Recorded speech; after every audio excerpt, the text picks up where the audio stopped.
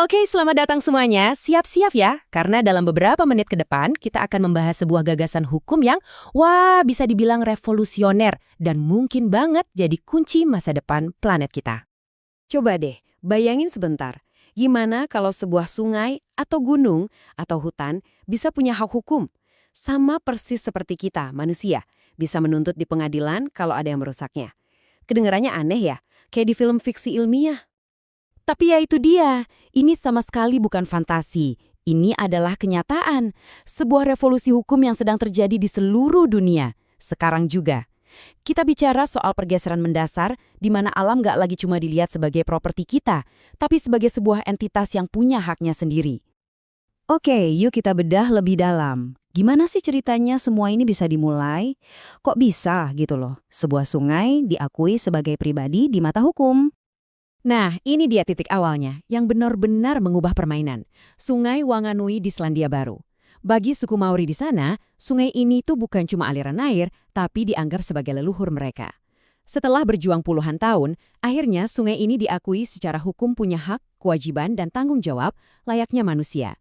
Ini kemenangan bersejarah yang membuka mata dunia. Nah, supaya kita paham kenapa ide ini radikal banget, kita perlu lihat dua cara pandang dunia yang sangat berbeda yang jadi dasar dari sistem hukum kita selama ini. Di satu sisi, ada yang namanya antroposentrisme.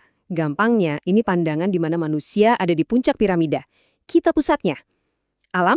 Ya, itu cuma sumber daya yang nunggu kita pakai. Sebagian besar hukum kita sekarang basisnya ya ini. Tapi di sisi lain, ada pandangan yang beda 180 derajat. Ekosentrisme.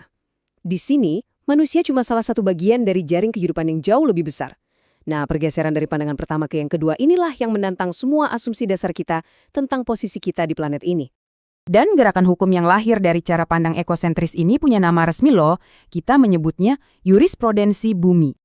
Sederhananya begini, jurisprudensi bumi itu bilang kalau sistem hukum kita harusnya selaras dengan hukum alam yang lebih fundamental. Ibaratnya nih, kita kan nggak bisa bikin aturan lalu lintas yang melawan hukum gravitasi kan? Nah, sama. Hukum manusia juga nggak bisa terus-terusan abai sama hukum ekosistem yang menopang kehidupan kita sendiri. Gagasan ini dipopulerkan oleh seorang pemikir visioner bernama Thomas Berry. Dia sadar betul kalau krisis ekologis yang kita hadapi itu bukan cuma masalah teknis, tapi krisis cara pandang. Menurutnya, satu-satunya jalan keluar adalah dengan beralih dari hukum yang cuma melayani manusia ke sebuah jurisprudensi yang melayani seluruh komunitas di bumi. Dan kutipan ini, benar-benar merangkum semua filosofinya dengan sangat indah. Berry mengajak kita untuk ganti kacamata. Berhenti melihat hutan, sungai, dan hewan sebagai kumpulan objek tak bernyawa yang bisa kita manfaatkan, dan mulailah melihat mereka sebagai persekutuan subjek, sesama penghuni planet yang hidup dan bernapas sama seperti kita.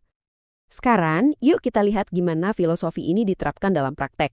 Apa aja sih prinsip-prinsipnya dan di mana saja ini sudah terjadi. Prinsip dasarnya itu dalam banget. Ini bukan lagi sekedar soal melindungi lingkungan, bukan. Ini adalah tentang pengakuan hak-hak fundamental alam, hak untuk ada, hak untuk berkembang, dan hak untuk berevolusi. Dan yang paling radikal, kalau hukum buatan manusia melanggar hak-hak fundamental ini, maka hukum itulah yang dianggap tidak sah. Dan ide ini nggak lagi cuma ada di buku. Gerakannya nyata dan menyebar dengan cepat. Semuanya dimulai tahun 2008 saat Ekuador menjadi negara pertama yang memasukkan hak-hak alam ke dalam konstitusinya.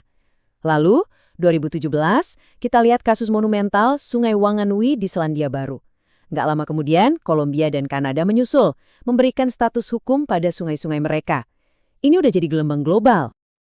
Oke, ini pertanyaan penting. Apa sih artinya secara praktis? Apakah sebuah sungai bisa buka rekening bank atau ikut pemilu? Tentu tidak. Mari kita bedah apa saja kekuatannya. Begini cara kerjanya. Pertama, sungai itu sendiri diakui sebagai entitas hukum, sama seperti perusahaan. Kedua, karena sungai tidak bisa bicara, maka ditunjuklah wali, perwakilan dari masyarakat dan pemerintah, untuk menjadi suaranya.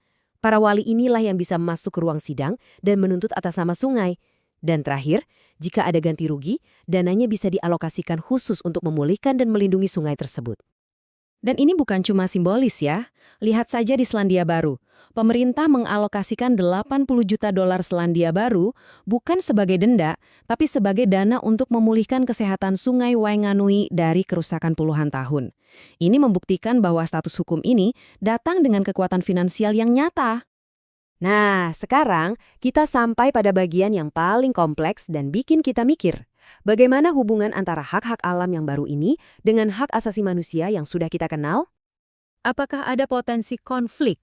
Misalnya, antara hak manusia untuk membangun ekonomi dengan hak sungai untuk bebas dari polusi? Atau justru keduanya saling memperkuat?